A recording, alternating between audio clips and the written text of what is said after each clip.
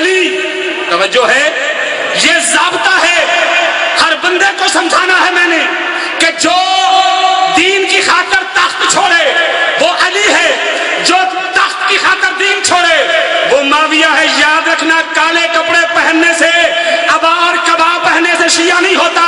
شیعت کا تعلق نہ لکھنؤ سے ہے نہ ایران سے ہے، شیعت کا تعلق مصطفیٰ اور مرتضیٰ سے ہے۔ جہاں علی ولی اللہ واجب ہے وہ سارے شیعہ ہے، جو علی ولی اللہ پہ فتویٰ دے نہ اس کا علی سے تعلق نہ شیعت سے تعلق ہے۔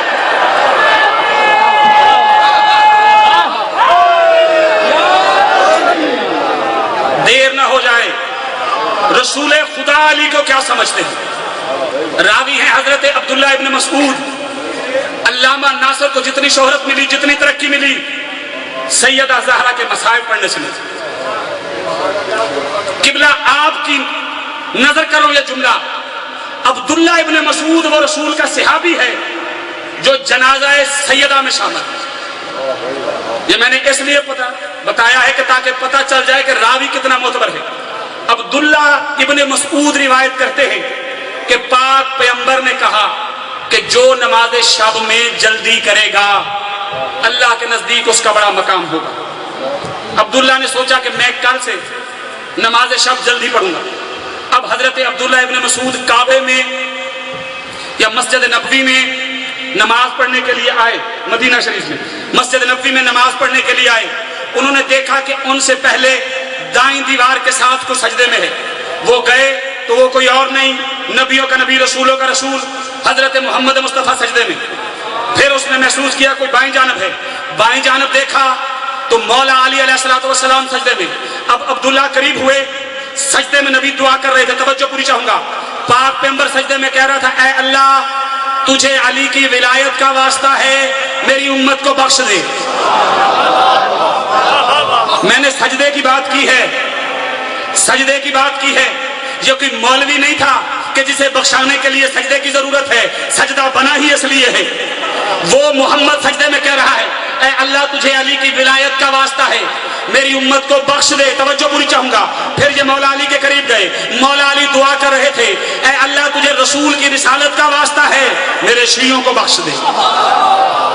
توجہ ہے، نبی علی کا واسطہ دے رہے ہیں، علی نبی کا واسطہ دے رہے ہیں۔ اس نے بھی نماز پڑھی، صبح آیا دربار میں، سرکار کے قدموں پہ سر رکھ کے کہتا، مولا میں رات نماز شب جلدی پڑھنے آیا، لیکن مجھ سے پہلے اور آپ کا بھائی علی مسجد میں موجود، توجہ پوری چاہوں گا، مسجد میں موجود۔ پاک پیغمبر نے کہا ہاں ہم دونوں بھائی نماز پڑھتے ہیں نماز شب۔ کہا مولا ایک بات سمجھ میں نہیں آئی۔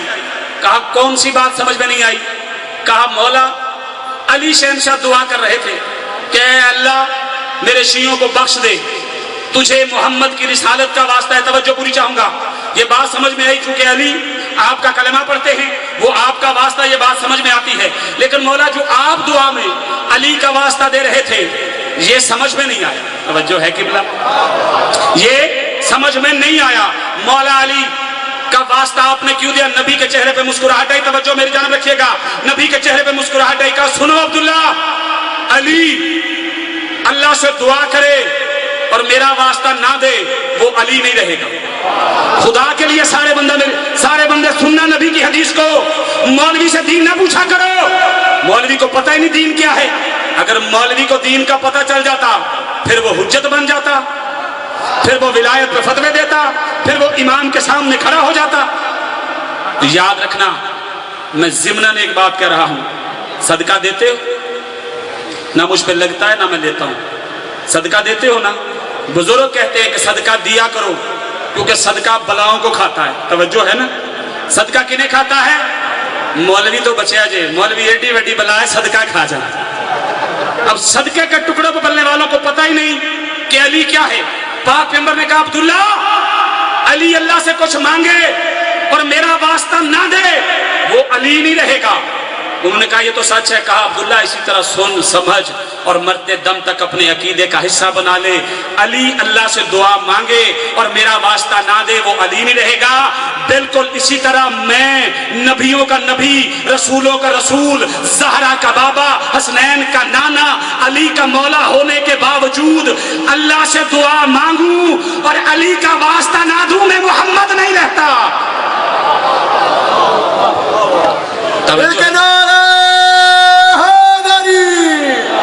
بس ایک جملہ اور اجازت. بڑی آسانی کر دی ہے ٹیری جونز نے. یہ جو امریکہ کا پادری ہے نا، اس نے میرے موقف کو سمجھانے میں بڑی جلدی کر دی. اور جتنے شیعہ بیٹھے ہو تم سب کو مبارک ہو. تم جو بات 14 صدیوں سے مسلمانوں کو سمجھانا چاہ رہے تھے وہ ٹیری جونز نے سمجھا دیا. توجہ پوری چاہوں گا. کوئی اخبار ایسا نہیں، کوئی مسجد ایسی نہیں، کوئی ٹیلی ویژن چینل ایسا نہیں، کوئی شہر ایسا نہیں جہاں پہ ٹیری جونز پہ لعنت نہیں ہو رہی.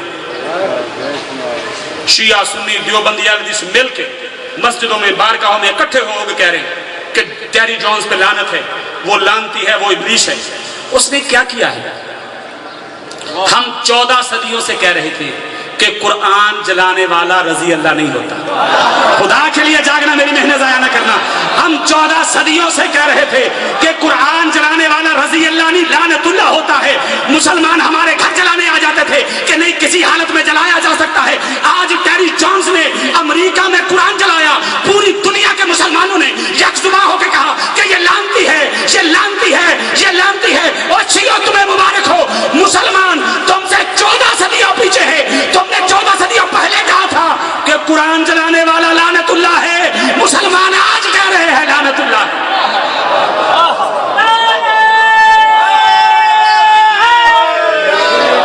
آخری جملہ فضائل کا اور اجازت لے رہا ہوں. اور ایک اور کام 2 سال پہلے ہوا تھا. نبی پاک کے خاکے بنائے گئے. ہم تو گستاخ رسول کے ساتھ تعلق رکھتے ہی نہیں.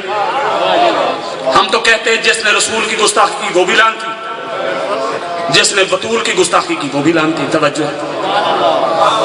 اور یاد رکھیے گا ہم پہ الزام لگایا جاتا ہے ہم عمل نہیں کرتے. بھئی عمل کیوں کیا جاتا ہے؟ کہ اللہ ہم پہ راضی ہو جائے، ثواب دے، اجر ملے. اور اللہ نے عابدوں کے لیے سال میں ایک رات ایسی بھی بنائی ہے جسے شب قدر کہا جاتا ہے، جو 1000 مہینے کی رات سے بہتر ہے. توجہ ہے نا قبلہ.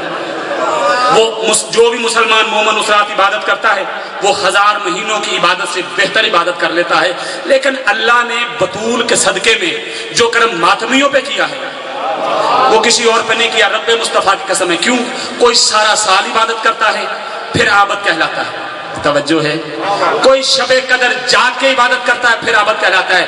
اللہ نے ہم پہ یہ کرم کیا ہے. کہا مجھے پتا ہے کہ تم غریب بھی ہو، مسکین بھی ہو، پسے ہوئے طبقوں سے ہو، تم نے کام بھی کرنا ہوتا ہے، سال میں مجلسیں بھی کروانی ہوتی ہیں، ماتم بھی کروانا ہوتا ہے، تم سے عمل میں کچھ کمی ہو جاتی ہے. لو میں اللہ ہو کے راضی ہو کے کہتا ہوں کہ میں تمہاری ہر رات کو شب قدر بنا سکتا ہوں. معصوم سے کسی نے پوچھا کہ مولا ہر رات شب قدر کیسے بنے گی؟ کہا میری دادی کے دشمنوں پہ تبرہ کر کے سویا کرو، شب قدر کا ثواب ملتا ہے. لیکن پاک سیدہ کی ذات پر بلند تر سلوات. آخری جملہ فضائل کا. بالکل وہ ہم تو گستاخ رسول کو مانتے نہیں. اب مسلمانوں نے پہلی بار نبی کے گستاخ کے خلاف احتجاج شروع کیا. اس سے پہلے تو وہ پردہ بنا لیتے تھے، نہیں اس طرح نہیں اس طرح ہوئی تھی، تھوڑی سی گنجائش ہے. اب چونکہ جس نے گستاخی کی وہ لگتا کچھ نہیں تھا. توجہ ہے نا قبلہ. وہ لگتا کچھ نہیں تھا. اب اشتہار نکلنے شروع. میری طرف دیکھو خدا کے لیے.